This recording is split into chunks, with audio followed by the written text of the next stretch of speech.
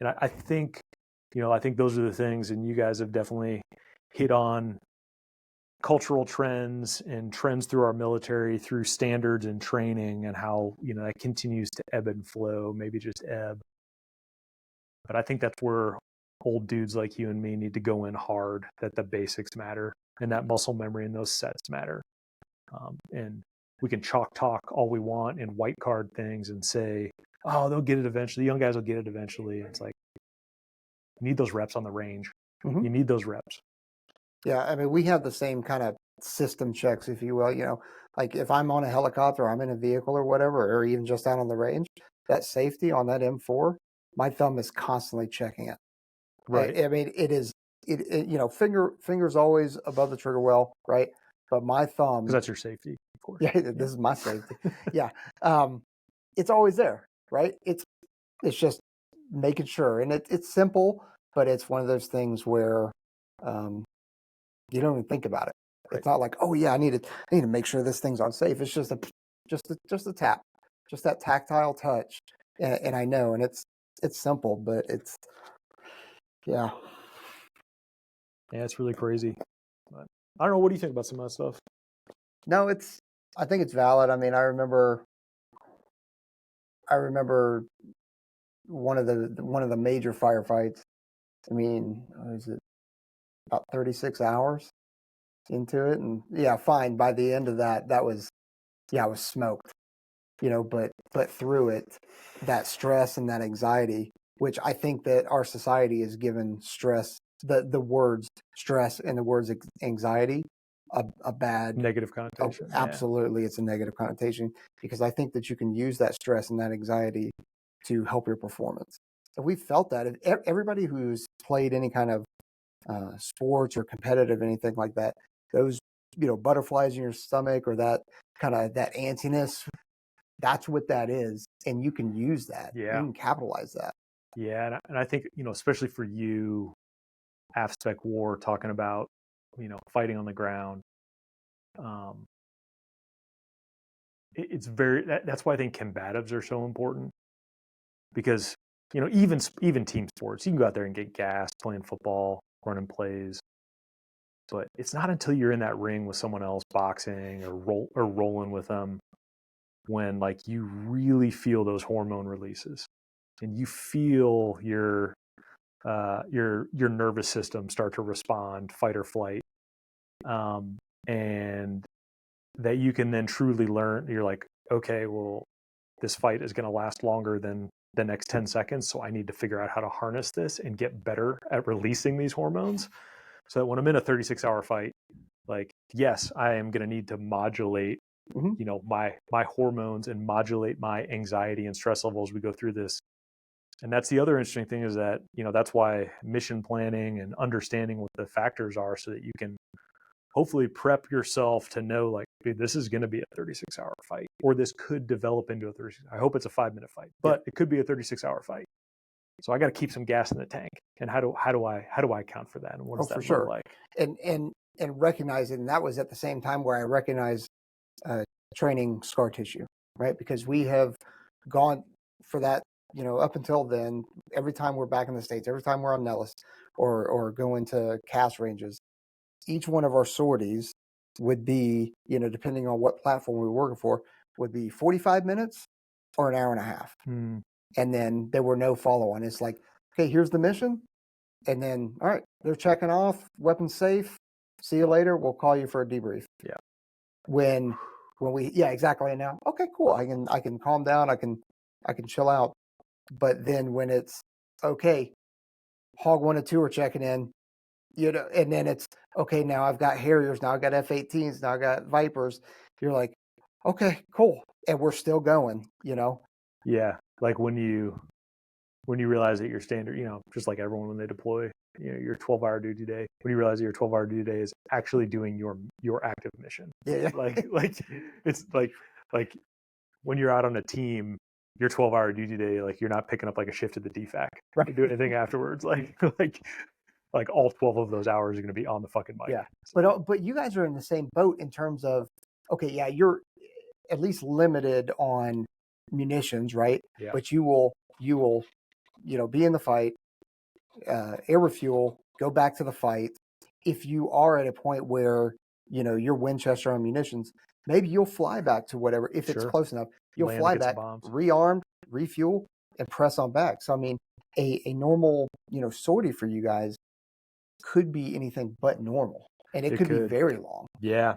Yeah, we had one over the skies in Syria. One of my wingmen. So we were just doing a, terrain denial, which is a cool way to boost your stats and drop bombs. But for everyone who's not tracking, terrain denial is to drop a bomb into the terrain to deny it to the enemy, allegedly. But anyway, so super fun. So my wingman goes to drop. He's going to drop a GBU-39. He's going to ripple off, I think, like 2 or 3. And he goes to drop two GBU-39s. One goes off. They're pretty smooth off the rail. It was at night, so you can't really tell like what releases, what doesn't. And the things fly for a couple minutes because those things can go far. So they fly for a couple minutes, and then finally JTAC's like, "Yeah, we got one spot, or we got 2 spots." Obviously, we were looking for 3. Because you always hear good effects after, and we didn't hear good effects, so that kind of hurt. So we do a little investigation and come to find that one of them didn't drop. Well, it was still dark, so I was like, okay, cool. Let's you don't need us right now. Okay, let's go get some gas. So we go get some gas. The sun starts coming up, and as my wingman's on the wing of the tanker, I come off the boom. I just topped off with gas and look over, and he's got a GBU-39 with its wings extended, still attached to his aircraft. So the thing got the impulse to fire. It is still just hanging on the wings there. Yeah. So you're like, okay, maybe we're not going to go get gas just yet until we get rid of that. We are at about the 5-hour mark, and probably we're going to fly maybe I would say on average like a 7 to 8 hour sortie was standard. So we're getting towards the end of our sortie already. Well, and then now we're trying to figure out, and this was, once again, this is part of my combat experience and all of my comrades' combat experience over the 20 years is, and I won't say it actually can be harder in some, you brief like, oh, it's combat, you got a problem with your weapons, I'm just going to jettison them. It's not that easy. That's right. And, same things for you guys, that like dudes on the ground in World War II, like you can't execute that crap. You can't just leave a weapon somewhere, because guess what? Like you're in bad guy land right now, and that weapon becomes someone else's weapon just because you couldn't get it to work for 5 minutes. So the same thing, if I go and jettison a GBU-39 over Syria, that becomes the next IED that's going to go blow you and your boys up. So we got to figure out where to put this thing. So we find a place that we're going to put it. It's going to be in Syria, but close to a fob where friendlies and EOD team can go out there and retrieve it. But then now you've got a US EOD team that's going outside the gate to go decommission your live warhead that you drop. And so then now, even though you want to be back at the DFAC and go hit the gym, because of course I got to work on this yoke. Yeah, of course. Standard. Yeah. You realize that you can't do that because you're going to leave those dudes. And there's as much as we'd like to think, like the KOC or the Air Force is going to retask, they're not going to task someone to go do that. So then now you're like, okay, well, we're going to stay here and do this. We're going to, and this is where, and I'm sure you've seen it. The Air Force is great about putting chess pieces. The military is great about putting chess pieces on the map for how support and how to mitigate risk. And we're good at that initial placement. But when shit hits the fan, that kind of managing those things, it comes down to dudes like you. And that's where leadership comes in. And it took my first combat deployment to realize, you're like, man, is someone going to go help these dudes out? Guess who that someone is? It's me. Yeah. So anyways, getting back to it. So, okay, so we're going to support these dudes. Well, it turns out it takes, an hour for them to kit up, about 2 hours to travel out there. The guy finally, so we try to find the impact, which is really hard when you drop a, tiny little warhead in the middle of the desert. But we find it eventually. But what we didn't find was the rest of the rack had fallen maybe 500 meters short. So these dudes drive out in a bongo truck or whatever your standard like Toyota Hilux, and they get out there and he ends up putting it in park like directly over top of like half of the munitions that we jettison. And then he hops out and he's like, "Yep, I got to move back about 500 meters, pretty close to this thing." So now he's got to walk almost a mile in his like standard whatever the Jeremy Renner suit. Yeah, Jeremy Renner suit. Perfect. Fucking Hurt Locker. Yeah. So anyways, so he gets out there.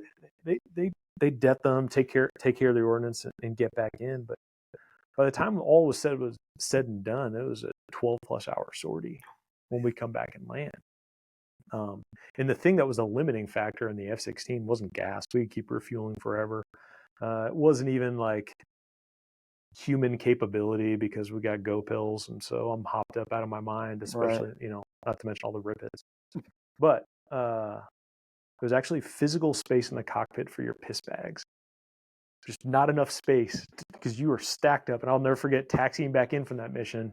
Here's one. The crew chief crawls up the ladder and is like, "Hey, Vice, what's going on, man? How was the combat mission? You drop any bombs? You kill any bad dudes?"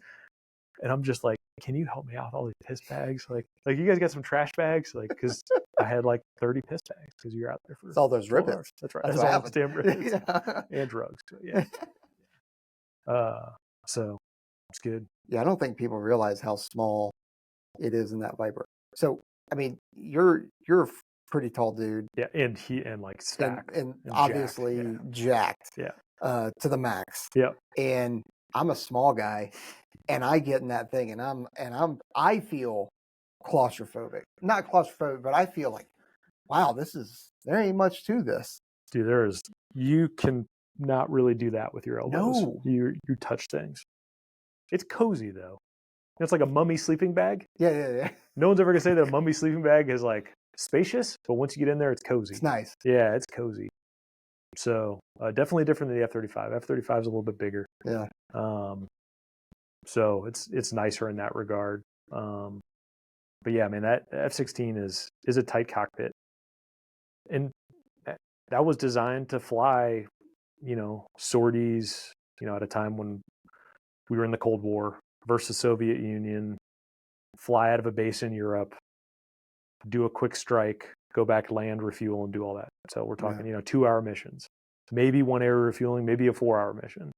And then during GWAT, it became a pretty good workhorse for our nation to do close air support, and we started cranking it up and doing 8-hour mission. I'll never forget still being a young wingman in the F-16, and this was post